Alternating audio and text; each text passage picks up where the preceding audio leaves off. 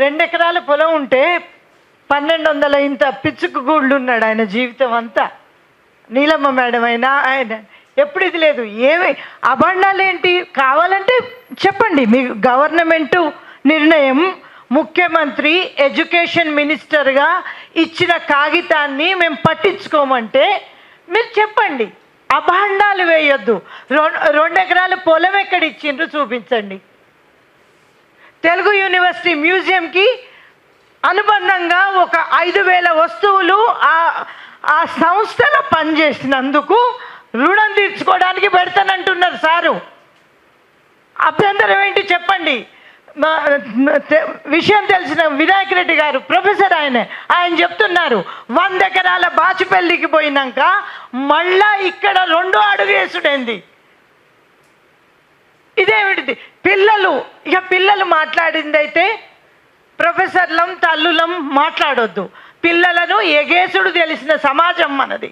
పిల్లలను ఎగేసుడు తెలిసిన సమాజం మనది. పిల్లల మీద లేదు. రేపటి కాలానికి ఆ పిల్లల కోసం ఈ మ్యూజియం అనుకునేది. ఆ పిల్లల anthropological various social cultural economic elements కోసం కావాలనుకున్నది. పిల్లలను తప్పుదావ పట్టించడం తప్పితే రెండోది కాదు.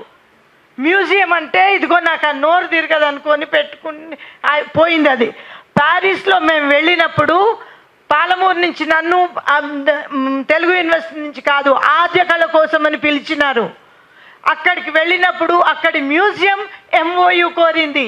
పిల్లలారా మీ అందరికీ చెప్తున్నాను నేను, నిజంగా చదువుకునే పిల్లలైతే కనుక మీ అందరికీ చెప్పేది, ఆ మ్యూజియం MOU అన్నప్పుడు సార్ చెప్పింది ఒకటే, ఫిజికల్గా నేల మీద మేము అయినప్పుడు మీ దగ్గరికి మళ్ళీ మా ఖర్చులతో వచ్చి MOU తీసుకొని మా పిల్లలకి మీ పిల్లలకి మా విద్యా సంస్థలకి మీ విద్యా సంస్థలకి అనుసంధానం చేద్దామని చెప్పినారు. ఆ మాట ఆయన నిలుపుకోవాల్సి ఉన్నది. ఇప్పటికీ ప్యారిస్ నుంచి కాల్స్ వస్తాయి. ఇప్పటికి కూడా ఆ దేశాలు అడుగుతున్నాయి. లండన్కి వెళ్ళినప్పుడు తను ఇదే చెప్పొచ్చినారు మాన్యుస్క్రిప్ట్స్ గురించి. కాబట్టి ఇవన్నీ ఎప్పుడు చెప్పుకోవడానికి కుదరలేదు. ఎప్పుడు నేను ఇంత గొంతెత్తి కూడా మాట్లాడను.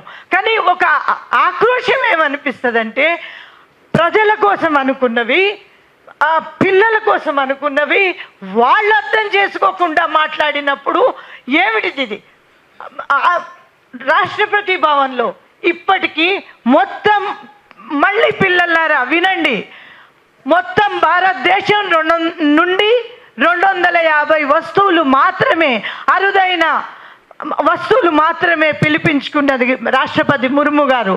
అందులో 174 వస్తువులు ఆదిధ్వనివి. మీకు ఇంకా ఏం కావాలి? వ్యక్తిగతంగా అని అన్నారు. వ్యక్తిగతంగా ఇప్పుడే చెప్పినాను, 1200 చదరపు గజాల ఇంట్లో ఆయన జీవితం గడిచిపోయింది సార్ది. ఎందుకు ఆయనకి వ్యక్తిగతం ఏమీ లేదు. అది ఉన్నదంతా ముందు తరాల కోసం. ఆదిధ్వనితో పని చేస్తూ ఆ పనిలో చూసింది ఏమిటిదంటే అదొక విజన్ ఆయనది. ఆ విజన్ ఒక తెలంగాణకి సంస్కృతి ఉన్నది. అది మట్టు కలిసిపోకముందు మన పిల్లలకు కావాలి అని చెప్పుకుంటున్నది.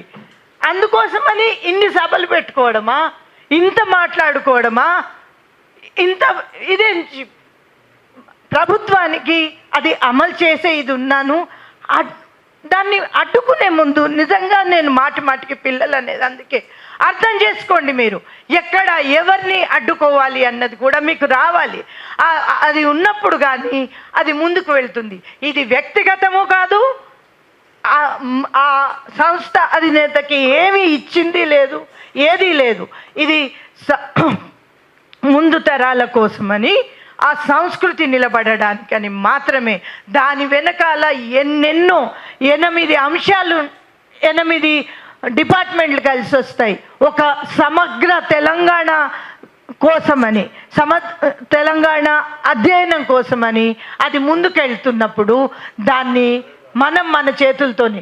సార్ ఎప్పుడు అన్నారు, తిరుమలరావు గారు ఎప్పుడు అన్నారు, ఈ మధ్య అంటుంటారు, ఎట్లా ఏం చేద్దాం దీన్ని, ఇంకా ఎంత డాక్యుమెంట్ చేయాల్సి ఉంది. అట్లాంటప్పుడు అయితే చాలా ఎక్కువ బాధగా అనిపిస్తుంటుంది. అదంతా డాక్యుమెంట్ చేసి పెట్టేది విద్యార్థుల కోసమే, ముందు తరాల కోసమే. కాబట్టి ఇది గమనించండి.